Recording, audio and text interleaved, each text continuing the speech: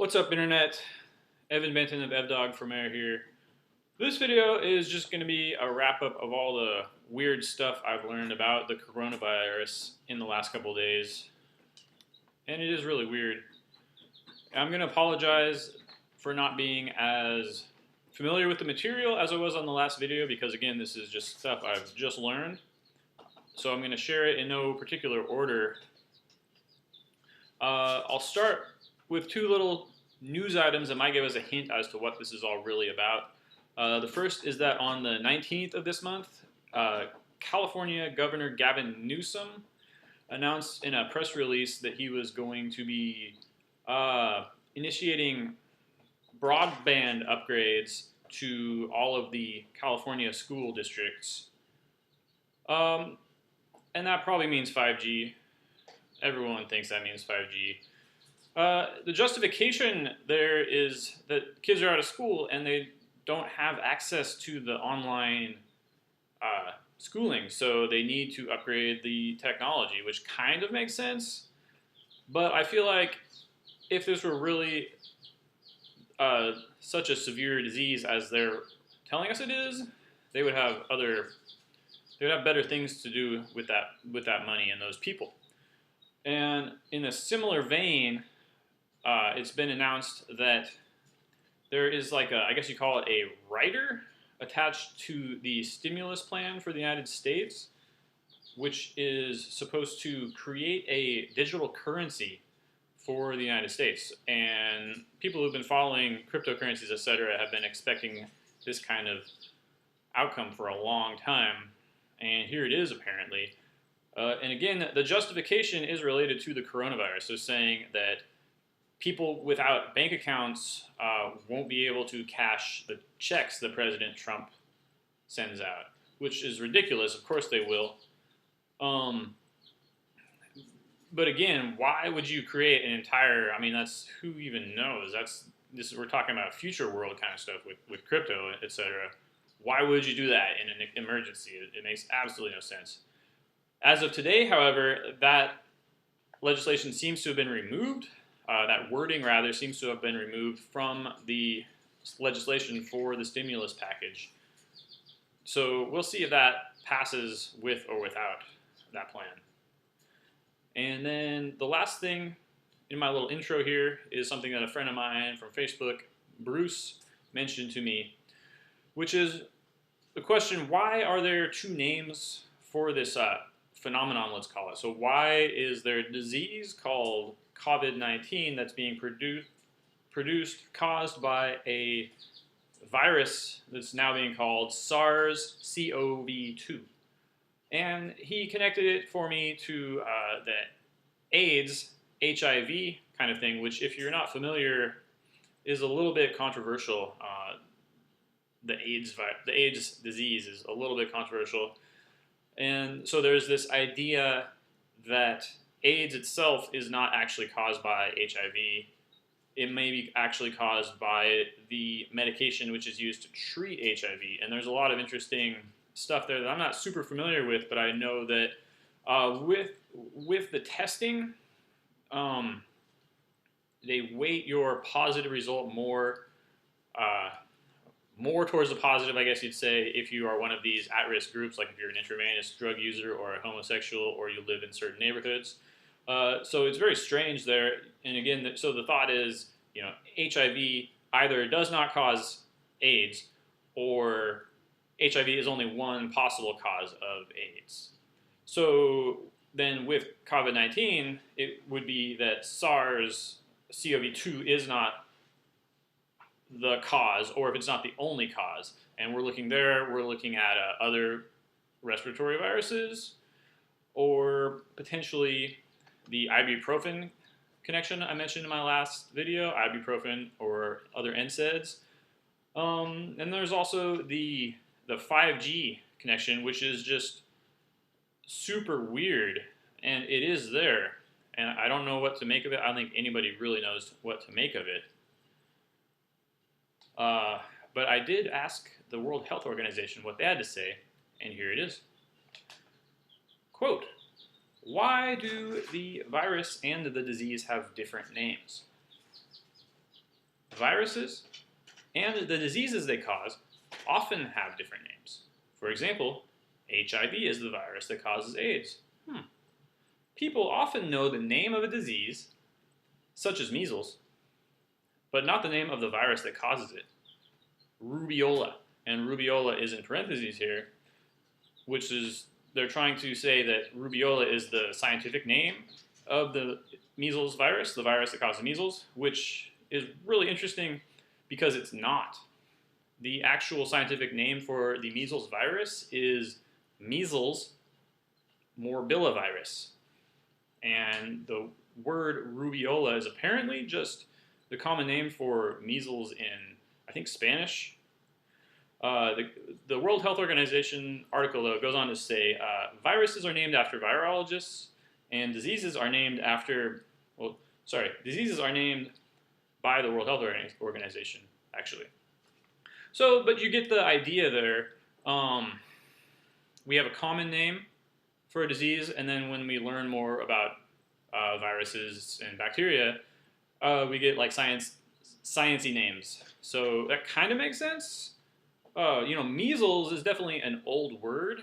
So it would make sense that there would be a scientific word where we'd really kind of find the cause per se of measles. We would have a different name. So we'd have a name for the common folk, a name for science. That makes sense.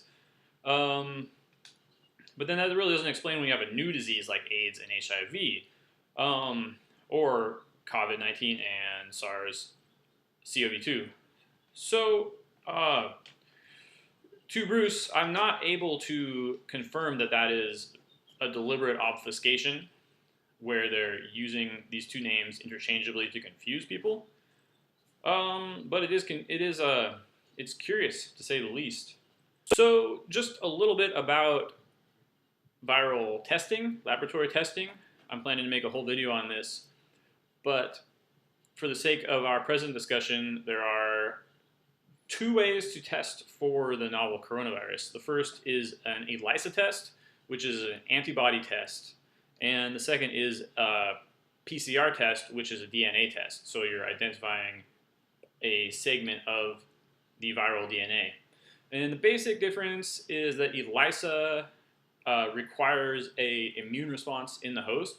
So a person isn't going to test positive using that test until they typically start showing symptoms, but at least until they have an immune response. So their body is producing antibodies.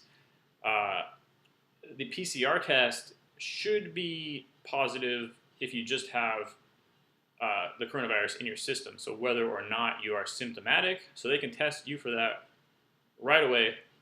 The antibody test takes a little bit more time. And so if you're going to one of these drive-through testing places, you're going to be administered the PCR test. The antibody test is available, but only in laboratory settings. It's a bit more expensive, and it takes a bit more. It's a bit more expensive to produce, I guess. So I learned when I was researching the various producers of these diagnostic tests that there is a website called coronavirusdiagnostics.com, which is a good one, good name. It was just registered on January 22nd of this year, so make of that what you will. Some people would say that's evidence of this whole thing being planned ahead of time. I don't think you can go that far, but it's, kudos to them for getting that domain name. And the owner of that is a German company named Euroimmune, which is a subsidiary of an American company named PerkinElmer.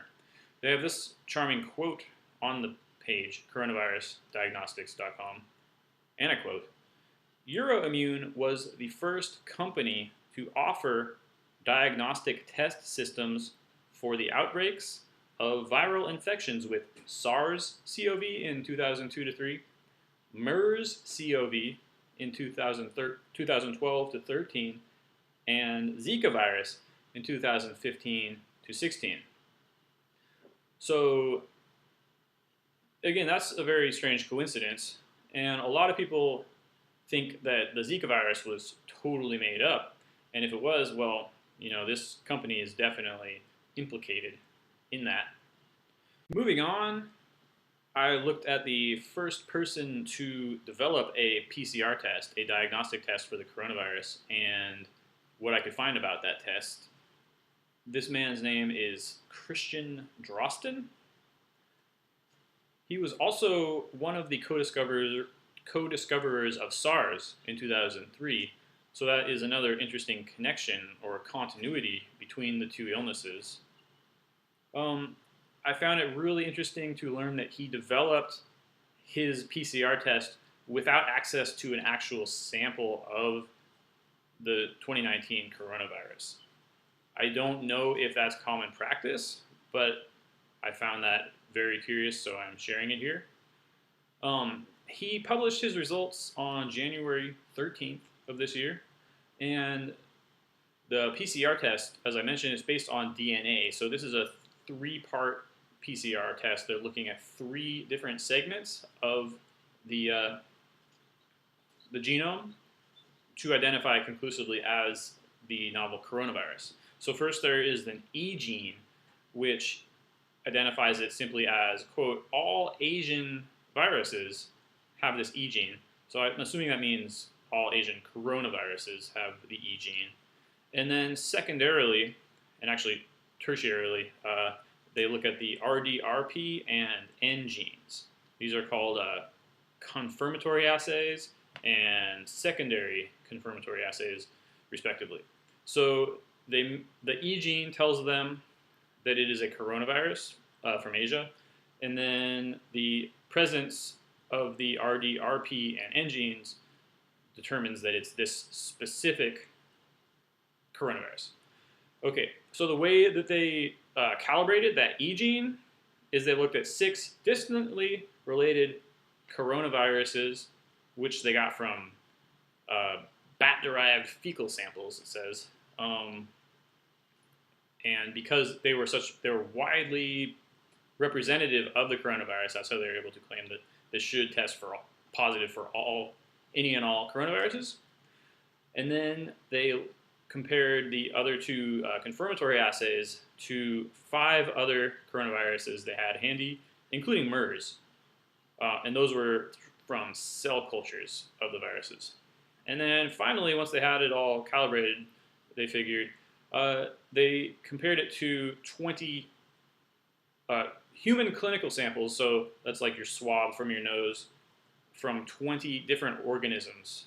Only 5 of those were coronavirus organisms, which I thought was really weird. And maybe I'm not getting this, but it seems like that E gene test should rule out anything that's not a coronavirus. So I don't understand why you're testing for anything else. 2 of those 20 were bacteria, so that's way out of the ballpark. Maybe I'm missing something. At any rate, they were negative. This PCR test that they developed was negative for all of those. So based on that, they're saying that it's conclusive for the 2019 coronavirus. So my take from that is that it's not conclusive for the coronavirus that we're looking at right now. It's simply it's negative for those other ones. So it's positive for something, and they're using it, and they're getting positive results. So it's positive for something that's in the environment, but we don't know what that is. And this study, granted, is not trying to figure out what that something is. It's just trying to develop a diagnostic assay or test. But the other problem with that, which again this is not trying to address, is that you're not linking this purported positive organism to the symptoms that the people are experiencing. So it's not really, I would say based on my reading of this, it's not giving you any kind of idea of whether or not a person is going to have more severe or less severe symptoms. So that's a real problem, and it's strange, and I just wanted to bring that up. Yes. So an interesting thing, though, is that this test was, as I mentioned, it was released on January 13th, and the genome was only released on January 10th. So he developed this test in only 3 days, which is pretty remarkable.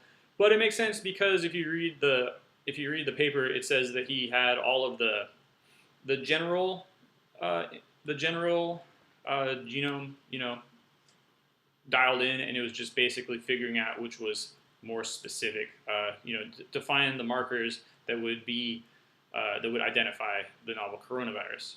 So not really a problem there, but I did have to bring up this juicy little tidbit. This is direct from Wikipedia. I'm just gonna read this.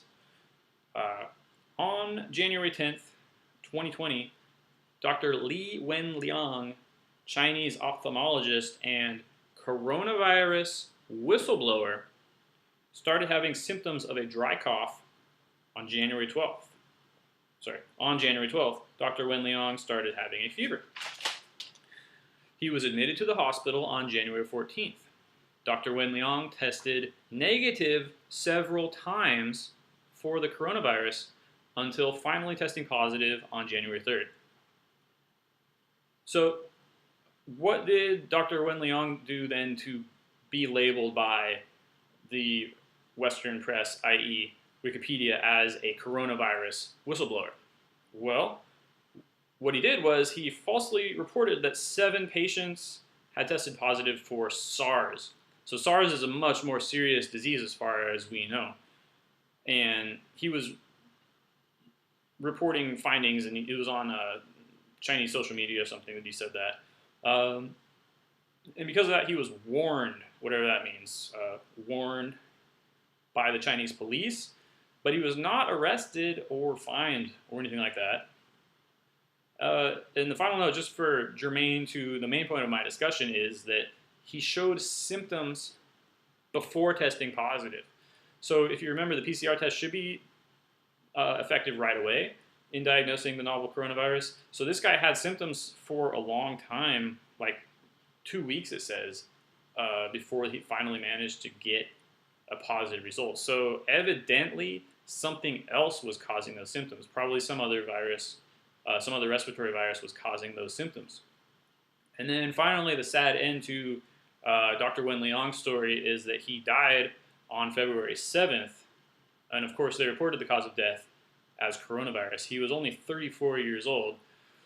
I think it's very fair to ask if this person, given what we know about China, was murdered and then it was blamed on the coronavirus. I mentioned in my last video that would be a very handy way to dispose of people you don't like. Next, I'm going to look at what I believe is the first study published on the coronavirus. This is called A New Coronavirus Associated with Human Respiratory Disease in China by the author Wu et al. It was received on January 7th and published February 3rd by the journal Nature.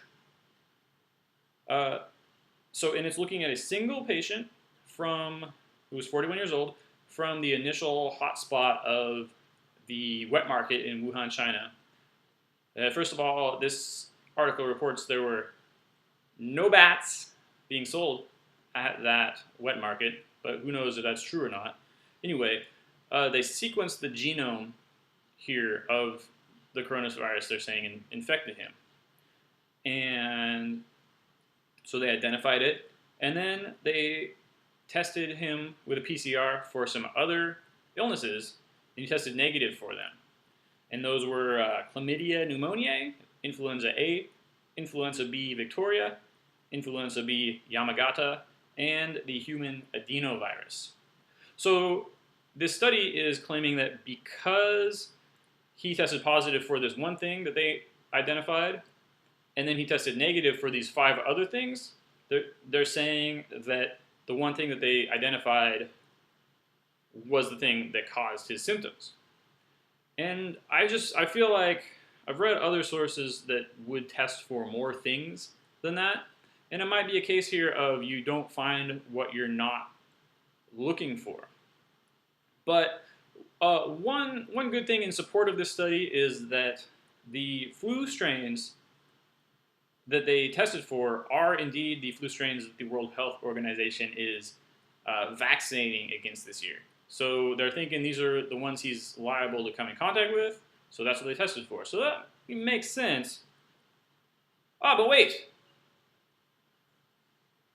In September of 2019, Dr. Danuta Skrowanski of the British Columbia Center for Disease Control warned of a mismatch, her word, between the flu strains being vaccinated against and the flu strains actually circulating. So this was in Scientific American. I'm going to read from that article. Quote, there was a great uncertainty around which version of H3N2, that's influenza A, to choose for the Northern Hemisphere vaccine when the committee met last February. There was a lot of variation between the strain the US was seeing and the H3N2 viruses sickening people in Canada and Europe. There was so much uncertainty, in fact, that the committee delayed making the choice of the H3N2 strain for a month to try to get a clearer picture. The selection of a new B Victoria virus for the Southern Hemisphere 2020 shot also concerns Skrowanski. There was almost no influenza B activity in the 2018-19 flu season, and it's been several years since B Victoria viruses have caused much illness. So it may be there that the test wouldn't have found anything. So in closing, that's just a jumble of odd facts, but they support what I'm going to say here, which is that we don't really know what the current coronavirus test is testing for.